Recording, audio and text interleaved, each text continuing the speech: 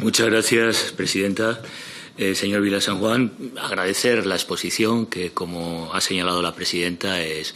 además de sintética, clara y plantea los retos que se están definiendo en la política pública. Yo creo que una política pública claramente acertada y compartida casi por la totalidad de las fuerzas políticas con representación parlamentaria. Hablar de salud pública implica otra mirada distinta, que no era habitual en las políticas a este respecto. Cooperación implica asumir el principio de complejidad, de interdependencia, establecer también una visión integral para acometer los retos de futuro a este respecto, y que en política de cooperación quedan definidos asumiendo muchos de los documentos básicos que se han debatido en el sistema de Naciones Unidas, como es el caso de las conclusiones del Plan de Acción de Beijing o el Programa de Acción del Cairo en cuanto a población, aunque creo que tenemos que hacer una reflexión en este espacio público, en este foro o comisión, respecto al impacto y el alcance. Particularmente yo me voy a centrar a unas reflexiones sobre el papel de la OMS, crítico, a pesar de los avances que ha habido en los últimos tiempos, porque si hablamos de salud global se trata de acometer no tanto los síntomas como abordar la estructura. El plan director y la política de cooperación en este país va en la buena dirección en ese sentido. Primero,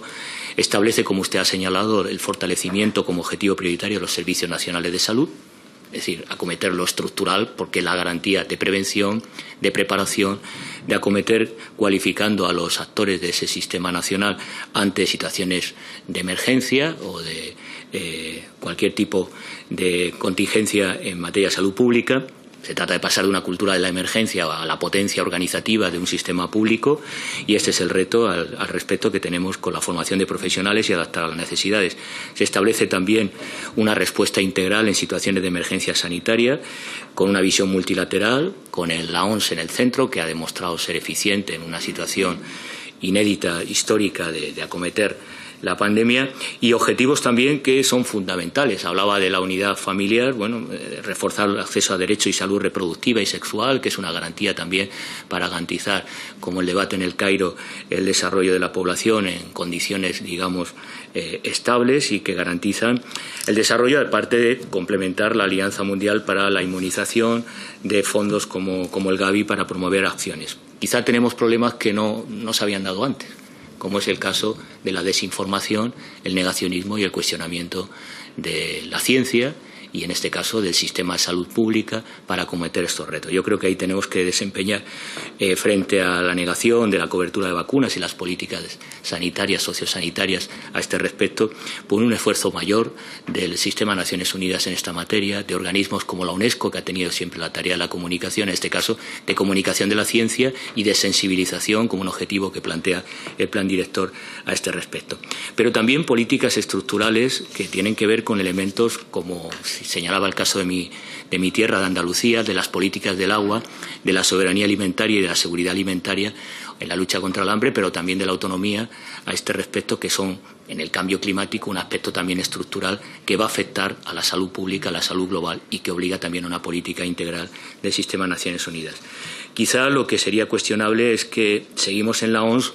en la cooperación público-privada con la industria farmacéutica, con una consideración de elementos que no siguen sin avanzar en el concepto de bien público global. Es decir, las vacunas frente al sistema de patentes que se ha impuesto en el sistema de Naciones Unidas, si no defendemos el concepto de bien público global, de ese conocimiento científico patentado, registrado, avanzado, difícilmente, porque fue una de las dificultades de acometer,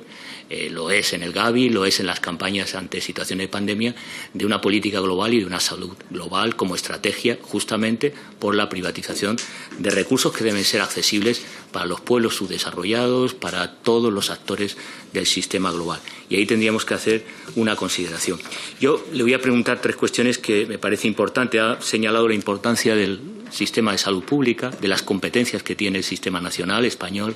de salud pública, y me gustaría ver, o que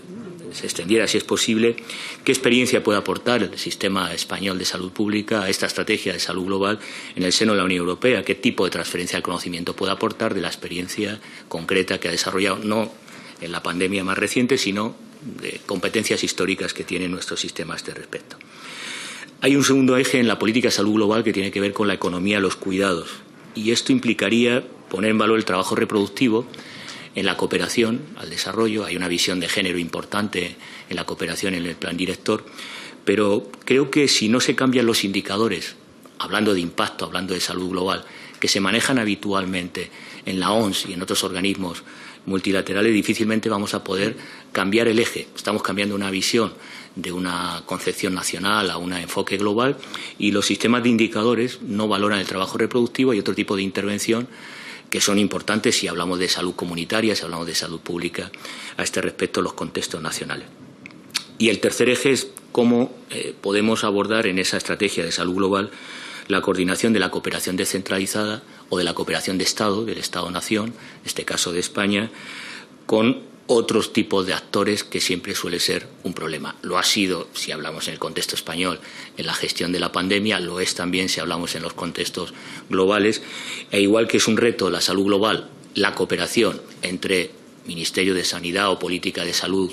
políticas también de desarrollo económico, políticas también incluso de información y comunicación, igual que es necesaria la cooperación interdepartamental, yo creo que tenemos ahí también un reto en la salud global de cómo cooperan los Estados con el sistema internacional o entes supranacionales, como es el caso de la Unión Europea. No sé si al respecto en el instituto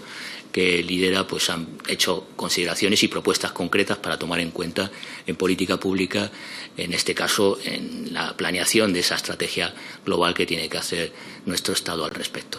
Nada más reiterarle nuestro agradecimiento y interesado en la respuesta que pueda dar en estos tres rubros. Gracias.